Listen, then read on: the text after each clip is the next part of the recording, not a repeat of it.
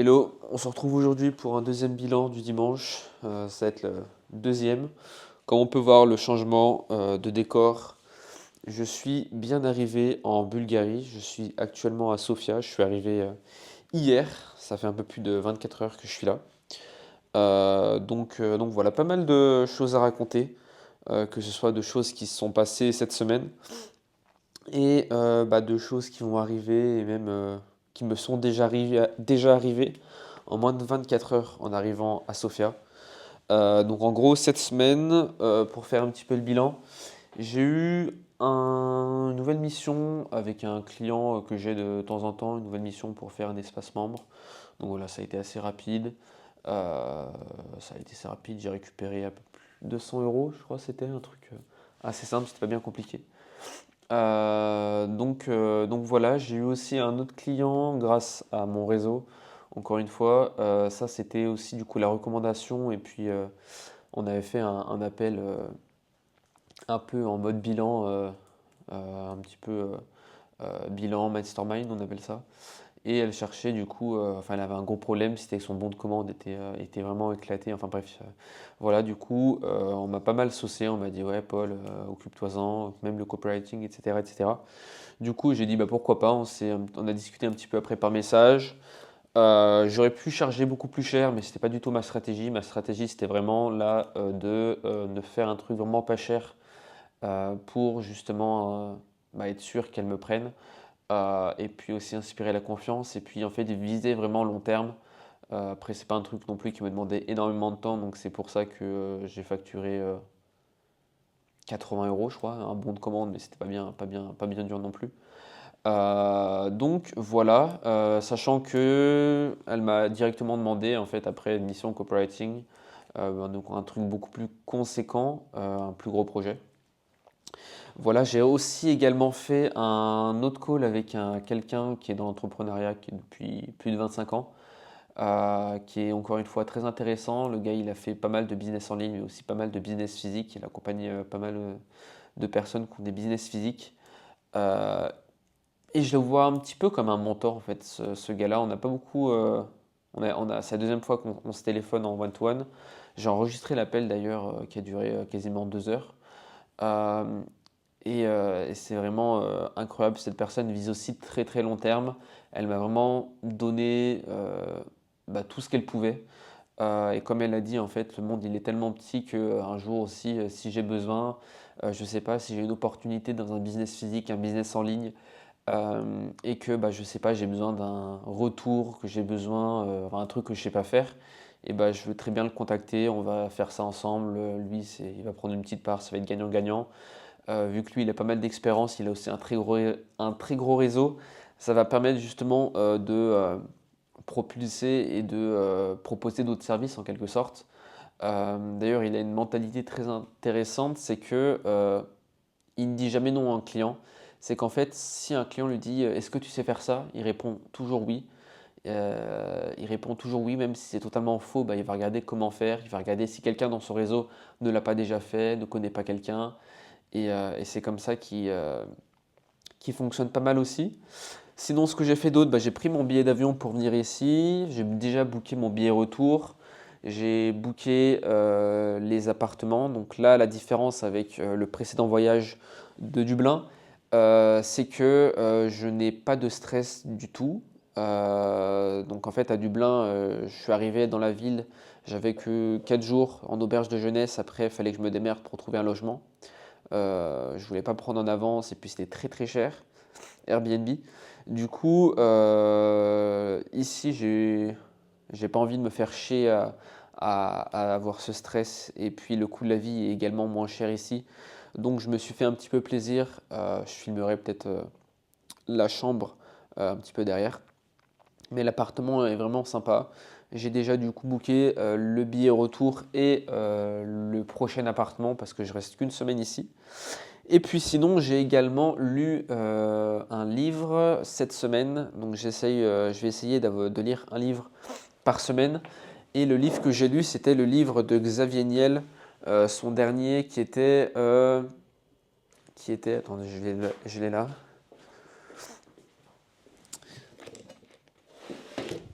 qui était une sacrée envie de foutre le bordel. Franchement, j'avais déjà lu le livre de Xavier Niel, Le Pirate, je sais plus quoi. Donc je connaissais déjà en fait la vie de Xavier Niel sur ce qu'il avait fait et tout, mais là il s'agit d'une discussion et j'ai vraiment bien aimé le format. Ça change et puis on rentre vraiment dans la mentalité, ouais, on rentre dans la discussion, on comprend, on voit Xavier Niel sous un autre angle, sa manière de réfléchir, de parler, etc. Donc j'ai vraiment trouvé ça intéressant. Donc voilà un petit peu pour cette semaine. Euh, Cette semaine, ah si, dernier point pour revenir sur cette semaine, juste avant de partir, donc c'était vendredi, j'ai discuté avec une fille à la salle de sport et elle me disait que on avait une connaissance en commun avec qui je discutais pas mal, qui était en admiration en quelque sorte pour ce que je faisais. Donc pas en admiration en mode amour ou tout, enfin, tout ce que tu veux, tu vois, mais plutôt vraiment en admiration parce que en fait elle se reconnaissait beaucoup dans, euh, dans ma personne, dans le sens, bah, elle fait des études, mais c'est pas forcément le meilleur kiff. Elle fait du sport. Elle voit que, enfin, elle sait que je travaillais aussi beaucoup et surtout à l'époque, je me levais à 5h30, on en discutait. J'étais vraiment radical sur les réseaux, tous les trucs comme ça. Et en fait, bah, je savais un petit peu que j'avais eu une influence sur elle parce elle avait beaucoup diminué sa consommation sur les réseaux. Elle essayait aussi de se lever un petit peu plus tôt pour travailler. Donc voilà. Euh, et ça m'a fait plaisir en fait de réapprendre ça. Euh, c'est vrai qu'avec le temps, en fait, on s'en rend pas compte, mais bah, on évolue beaucoup. Et des fois, quand on se retourne pour voir un petit peu la progression qu'on a fait ces dernières semaines, derniers mois, dernières années, on se rend compte bah, qu'on a quand même bien évolué et qu'on a potentiellement eu un impact sur d'autres personnes. Donc j'avais déjà remarqué ça pour ma famille, enfin ma petite sœur qui s'est mise au sport, à la salle, qui travaille différemment maintenant, moins avec les écrans, tous les trucs comme ça. Donc voilà, c'était très cool, très cool, très cool. Sinon, je voulais parler aujourd'hui d'une réflexion qu'a eu Tougan Bara. Il en a fait un audio sur son canal Telegram qui m'a pas mal marqué, qui parlait justement la différence entre le qualitatif et le quantitatif et pourquoi en fait le qualitatif était en quelque sorte euh, un faux truc. Euh, on va ici du coup parler de Sofia, d'ici de la Bulgarie, de la rencontre que j'ai faite en moins de 24 heures, que j'ai faite ce matin dans un supermarché. Et on va parler aussi de mes prochains objectifs et de réflexion. Donc pour en revenir à Tougan, Tougan considère que en fait tous les problèmes, enfin, qu'il faut miser sur la quantité plutôt que sur la qualité, parce qu'en fait la qualité est juste la conséquence de la quantité. Donc en fait, je m'explique. Quand on a fait beaucoup de choses, quand on a testé beaucoup de choses, du coup, quand on fait la quantité, euh, on a du coup vu énormément de choses. On a vu des trucs qui nous ont plu, des trucs qui ont mieux fonctionné, des trucs, voilà. On a pu tester beaucoup de choses et en fait, c'est ce qui va créer du coup la qualité. C'est qu'en fait, à travers tout ce qu'on a pu tester, tout ce qu'on a pu voir, on peut choisir un petit peu le meilleur truc qui sera considéré en fait comme un truc de qualité. Mais en fait, la conséquence, c'est juste la conséquence d'avoir testé beaucoup de choses. Et il parlait aussi, alors je ne sais plus si c'était dans cet audio ou dans un autre audio ou dans une formation, dans une vidéo de formation, il parlait un petit peu de cette règle, enfin pas de cette règle, mais de cet exercice des 110-1. Donc en gros, on va prendre justement, on va avoir un travail quantitatif. Donc on va noter par exemple sur une liste 100 idées de business, 100, par exemple, lui donner aussi 100 crypto à suivre, 100, enfin je sais pas, 100, imaginons on ne veut pas payer d'impôts, on va noter sur une feuille 100 manières de ne pas payer d'impôts. Et en fait, sur les 100, on va forcément en fait trouver un truc qui va nous correspondre, qui va fonctionner, qui va voilà. Bref, du coup, en fait, il faut noter sans idée, sans business, sans ce qu'on veut, faire un petit travail en surface sur ces 100. Ensuite, sur ces 100, on va en choisir 10 sur lesquels on va vraiment faire un travail profond. On va justement étudier ça. Par exemple, si c'est une crypto, si c'est une action en bourse, si c'est je sais pas quoi, on va vraiment regarder. Si c'est 10 manières, 100 manières pour ne pas payer d'impôts, et ben on va regarder 10 bien en détail, on va lire les articles ou je sais pas quoi. Et à la fin, on en choisira un parmi ces 10. Et en fait, du coup, ça permet justement, ça peut permettre justement de faire un travail un petit peu d'introspection, d'avoir un petit peu de recul. Mais c'est un travail qui est malheureusement pas sexy du tout, qui va demander en fait beaucoup d'efforts parce qu'en fait c'est trouver 100 manières pour ne pas payer d'impôts, voilà, c'est compliqué quoi. Il va falloir travailler. Mais bon, c'est comme ça. Et en fait, ça me faisait penser un petit peu à ce qu'on entend parfois dire, et je sais qu'il faut le faire et j'ai beaucoup de mal avec ça. C'est par exemple se poser et ne rien faire. Se poser, par exemple, une après-midi, ne rien faire. Idéalement, même se poser plusieurs jours et ne rien faire. Et en fait, c'est un truc où j'ai vraiment du mal. Et je pense qu'en fait, beaucoup de personnes ont également du mal. C'est qu'en fait, quand on est habitué à être surstimulé en quelque sorte, euh, se poser, par exemple, ne rien faire en mangeant, ne rien faire, enfin, ne pas regarder une série en mangeant, en cuisinant, en faisant la vaisselle et tout. C'est très très compliqué. Et du coup, alors se poser une après-midi, c'est encore plus compliqué. Donc je pense qu'en fait, c'est triste, mais en fait, quand on arrive à se poser, on peut du coup réfléchir à beaucoup de choses, et notamment sur qu'est-ce qu'on a envie de faire, où est-ce qu'on va, enfin sur des questions un petit peu importantes.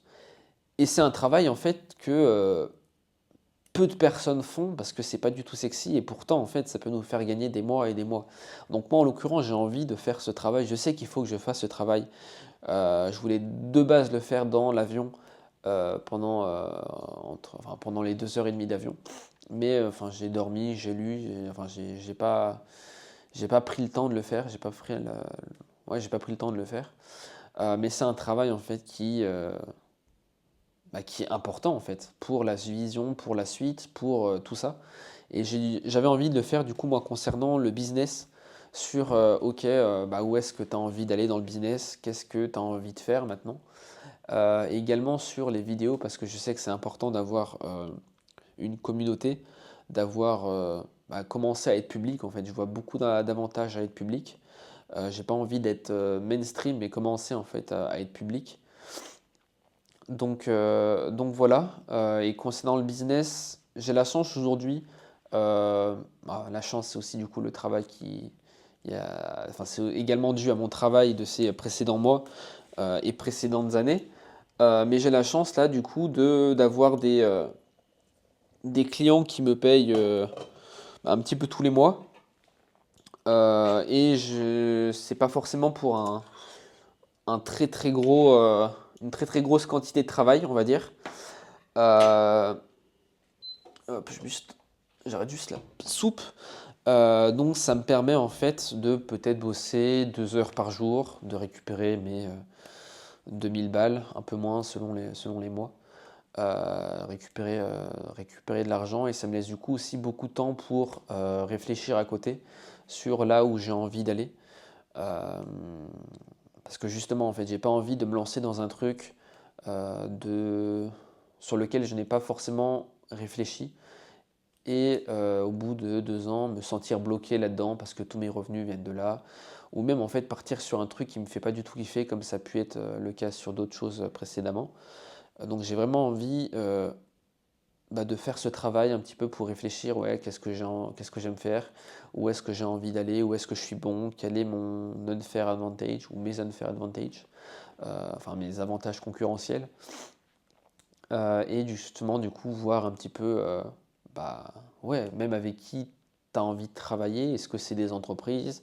Est-ce que c'est des entreprises physiques? Est-ce que c'est des clients? Est-ce que c'est, enfin, je sais pas, des solopreneurs, des thérapeutes? Enfin, voilà, tellement de trucs. Je veux vraiment du coup faire ce travail pour, bah ouais, en fait, avoir une vision, avoir un objectif, avoir une sorte de clarté. Parce que aujourd'hui, en fait, je sais même plus ce qui me fait vraiment kiffer. Je sais un petit peu là où je suis bon, mais j'arrive même plus à avoir ce recul sur, ok, bah, qu'est-ce qui me fait vraiment kiffer. Je sais qu'on dit, oui, alors si tu n'as plus besoin de travailler jusqu'à la fin de tes jours, qu'est-ce que tu ferais? J'ai jamais réussi à trouver une réponse à ça. Peut-être que bah, je ne me suis pas posé suffisamment longtemps, mais en tout cas, j'ai vraiment eu du mal avec ça.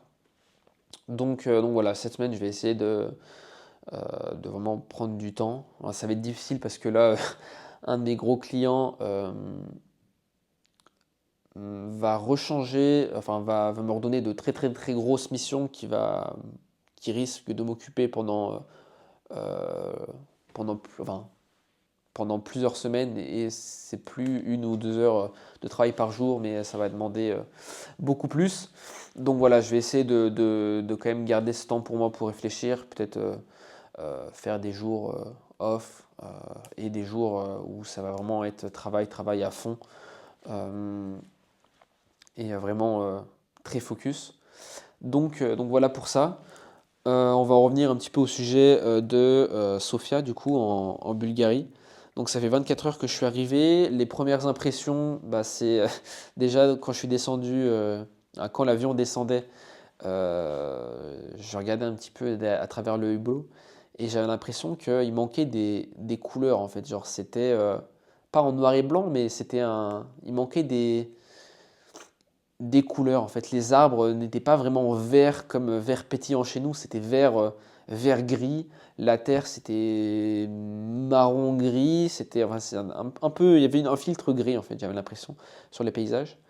Donc voilà, et puis après maintenant j'ai pris un taxi. Euh, la ville est quand même plutôt sympa, plutôt jolie.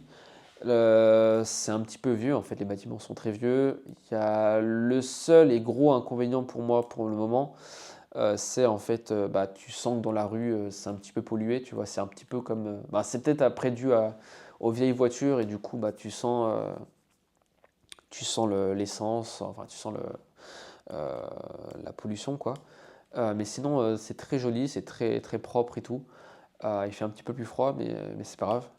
Donc voilà, et ce qui s'est passé du coup ce matin, c'est que je suis parti faire un tour, je suis parti faire des courses, et au moment d'aller payer, en attendant dans la file d'attente, j'ai vu un Français, alors que je connaissais de nom et de photos, lui ne me connaissait pas.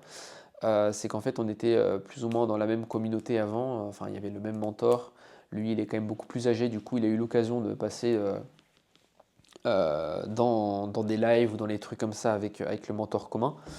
Et puis après, il a lancé une chaîne YouTube sur comment faire des vidéos au format court, je crois que c'était au short. Donc voilà, j'ai connu un petit peu comme ça et je l'ai croisé. Donc bah, au début, j'ai eu un doute, j'ai regardé un petit peu bizarre. Lui, du coup, vu que je le regardais bizarre, il me regardait un petit peu bizarre aussi. Et puis après, il est passé devant moi. Et moi, je me dis, attends, mais je vais pas le laisser passer. Du coup, je tourne la tête. Là, je sors son prénom. Et je vois, il se retourne. Et du coup, je vais le voir direct. Il dit, ah, enchanté, moi c'est Paul, je suis français. On était, enfin, moi aussi j'étais dans cette communauté. Je t'ai vu un petit peu sur YouTube et tout. Donc voilà, on a commencé à discuter. Il était avec son enfant, avec sa fille. Et puis, euh, et puis voilà, c'est cool. Et on va normalement, enfin, il a pris mon contact et on va s'organiser un truc ici je sais pas, on va boire un coup, un truc comme ça, pour bah, justement bah, discuter, faire un petit peu de réseau, etc., etc. Et d'ailleurs, ça me refait penser à quelque chose, c'est qu'avant de partir, j'avais aussi mis un message dans les communautés, dans la communauté où je suis.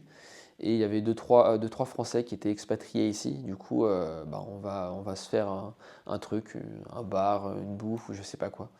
Donc c'est cool d'élargir un petit peu le réseau. C'est aussi pour ça que je suis venu, parce que je savais qu'il y avait pas mal de Français et d'entrepreneurs qui étaient ici. J'ai aussi un pote qui est ici dans le coin. Donc voilà, on va faire une pierre deux coups. Et pour en revenir à la leçon que j'ai tirée sur ce matin, c'est que il était avec son enfant dans le caddie. Et avec le recul là tout à l'heure, je me suis dit que j'aurais dû complimenter en fait son enfant euh, d'un point de vue stratégique. C'est qu'en fait, quand on s'intéresse un petit peu réellement aux personnes ou quand on complimente une personne, on a tout de suite l'air beaucoup plus sympathique. C'est quelque chose du coup que j'aurais pu faire pour justement faire encore une meilleure impression, qui m'apprécie encore plus. Euh, et que par la suite, bah, en fait, on part sur une meilleure relation dès le début. Donc voilà, j'ai quand même retenu le nom de son enfant, j'ai retenu quelques détails et tout sur lesquels je pourrais rebondir, parce que quand on rebondit sur quelques éléments personnels, on devient aussi beaucoup plus sympathique automatiquement.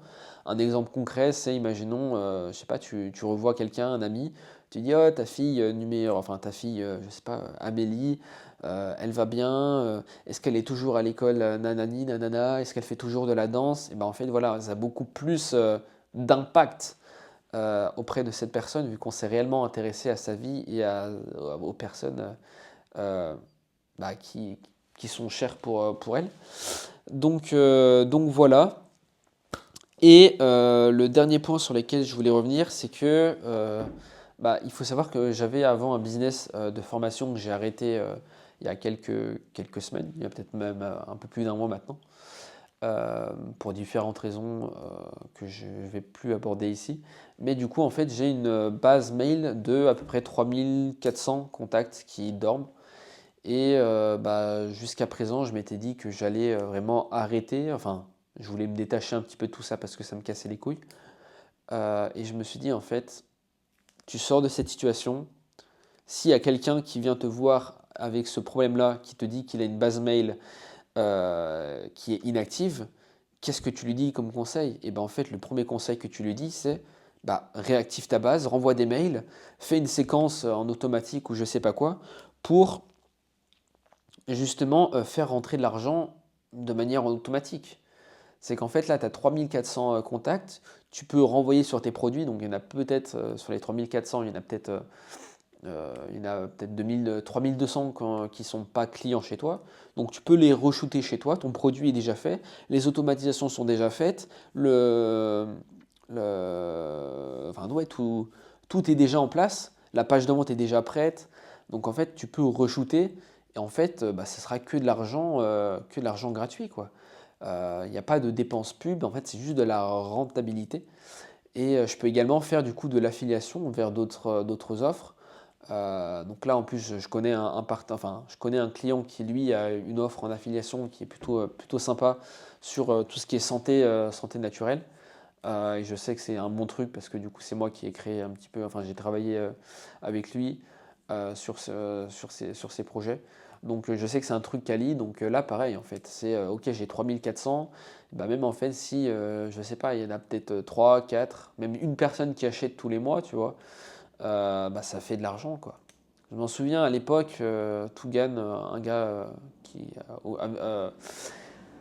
avec qui j'ai beaucoup appris, disait que lui, même je sais pas si c'était une norme, mais en gros que un contact devait te rapporter 1 € dans ta base mail en make money. Donc en gros, si tu as une base mail de 1000 contacts, et ben ça devrait te rapporter 1000 € en automatique un petit peu tous les mois, en re-shootant vers chez toi, en re-shootant vers de l'affiliation et tout. Et voilà, moi je suis très loin de ça, je pense pas que du coup ce soit les mêmes. C'est 1 € pour un contact par mois soit toujours d'actualité. Mais imaginons, enfin, c'est peut-être possible de récupérer, je sais pas, 200 balles tous les mois en automatique et ça me permet de relancer un peu le truc, quoi. Je vais pas vivre là-dessus, je compte pas forcément là-dessus et je m'en fous en fait de 200 € en plus. Mais voilà, ça permet quand même de rester en mouvement en quelque sorte et de rester, on va dire, dans le game présent. Donc voilà, c'est pas un truc qui va me prendre beaucoup de temps. Faut, pareil, je me plonge, je sais pas, quelques heures en mode vraiment deep work pour enfin faire tous les mails et préparer l'automatisation. Et voilà. Et puis, concernant le prochain livre que je vais lire, enfin, que je vais relire, j'ai commencé à le feuilleter tout à l'heure, à le lire tout à l'heure, et c'est vraiment incroyable. Franchement, ça c'est un livre que j'avais lu il y a plus d'un an, un an, je le relis maintenant. Donc c'est l'Amalnak, enfin c'est pas Naval Ravikant qui l'a écrit, mais c'est ses paroles en quelque sorte, c'est ses idées. Et voilà, donc je vais essayer de relire ce livre cette semaine pour voilà. Ah oui, je repensais à un truc. L'objectif de un livre par semaine, ça va être que pour les livres en français parce que les livres en anglais, j'ai galère quand même à les lire. Enfin, je comprends, mais je mets beaucoup plus de temps. Je retiens peut-être un petit peu moins bien, mais au moins je travaille mon anglais. Et puis, euh, et puis voilà, un petit peu pour ces bilans. Ce qui est prévu la semaine prochaine, je vais justement commencer à réfléchir sur ok, qu'est-ce que j'ai envie de faire, qu'est-ce que j'aime, vers quoi en fait j'ai envie de me tourner. Je vais du coup aussi avoir mon client avec qui je vais devoir pas mal bosser. Donc l'avantage c'est que du coup les factures seront beaucoup plus élevées parce que je vais travailler beaucoup plus sur un plus gros projet. Mais bon après je courrais pas forcément à travers, enfin derrière l'argent. En ce moment c'était plutôt, enfin ma priorité c'est plutôt de réfléchir sur où est-ce que j'ai envie d'aller. Parce que c'est vraiment quand même une dinguerie de se dire de se lever tous les matins, de travailler sur un truc et t'as même pas en fait l'impression de travailler. En fait, c'est vraiment pour toi genre un plaisir, un jeu. Je sais que c'est possible. Peut-être que j'en fais un idéal, mais pour moi, je pense que c'est possible. Et c'est quelque chose que j'ai envie euh, de ressentir en fait, de vivre. Et voilà, donc je vais essayer de faire ce petit travail d'introspection, de vide en fait, pour réfléchir un petit peu à tout ça.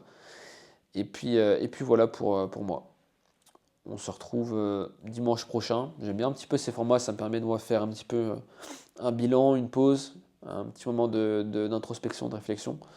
Donc je pense que ça va continuer. Et puis, euh, et puis voilà, si t'es encore là, je tiens à te remercier et n'hésite pas à me donner ton retour en commentaire, on va dire. Merci.